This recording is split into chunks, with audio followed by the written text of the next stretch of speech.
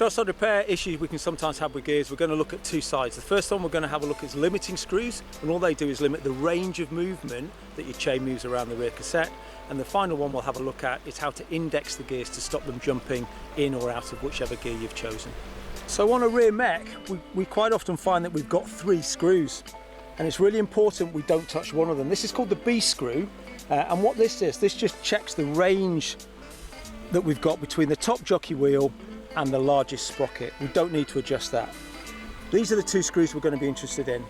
And we spoke before about what they do. They're a limiting screw. They limit the range of movement that the chain can move around, or the rear derailleur can move around over the rear cassette. The way to think about it is if I screw these in either way, it will move the range of movement that the rear derailleur has into the middle of the cassette. So by screwing it in, moves it in this way for the high gear, and screwing the low gear one in, moves it in this way.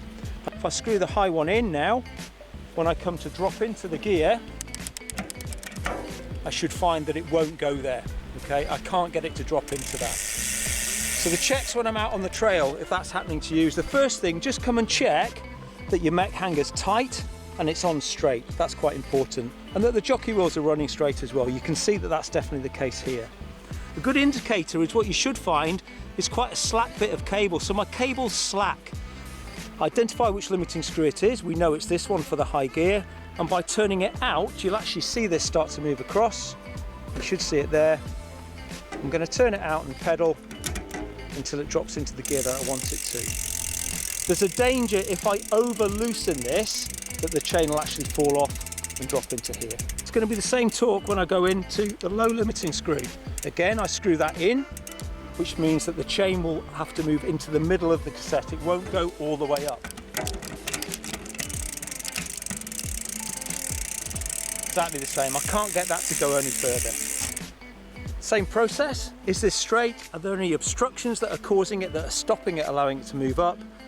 And I can't see anything. A good idea here is just to put your thumb and finger on the rear derailleur and just give it a push. And again, I can't get that to move across. So now, I'm just going to drop it out of the gear, put it into the middle of the cassette to adjust it. I'm going to unscrew the lower limiting screw. I'm going to turn it out to move the range towards the outside of the cassette. I'll just do a short turn there. And now instead of changing gear, I'm going to put my finger and thumb on the rear derailleur and push it across. And the reason I do this is if I've over adjusted it, there's a danger the chain can fall off into the spokes and start to damage the spokes. And as soon as I see that happening by doing it slowly, if I just let go, I can stop that happening. I've got far more control. Key thing here, screwing them in moves the range into the middle of the cassette, whether it's high or low gear. Undoing them, unscrewing them moves it out to the outer range of the cassette. The next thing we're going to have a look at is indexing gears. And this is making sure that when we put one click here, the gear moves up 1. So ideally here, 1 click, and what we found is it's actually jumped up 2 gears, which isn't great for us. This is all about cable tension. It's all about how much pressure we've got on this cable and how that transfers into the rear derailleur when we pull on the cable, when we click on the lever. Looking at this one now, I know I should be in my highest gear. So I should have loads of slack in the cable, which I can feel down here. I know it's not the limiting screws because I've just adjusted those.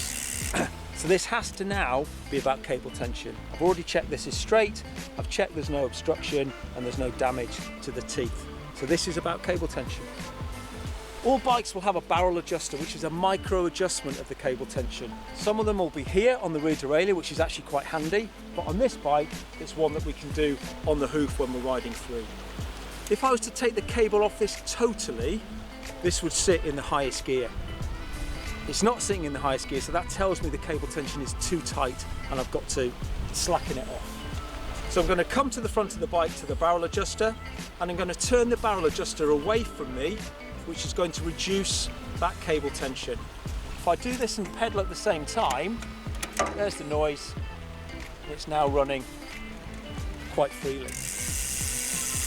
Just to make sure I've indexed it properly, the way I set this up is to drop it into the second highest gear. And by trying to get into that tells me straight away whether I need to increase cable tension. And the reason I do that is if it hadn't moved up 1 at all, it'd have to increase the cable tension. Or if it moves up 2, my cable's too tight and I need to decrease the cable tension. So by setting it into a known gear, it pretty much tells me straight away what I need to do, whether to increase or decrease. And again, just a reminder, if I come to the front of the bike and I turn it away from me, that's going to decrease the cable tension. If I turn it towards me, that's going to increase the cable tension. That's indexing a gear.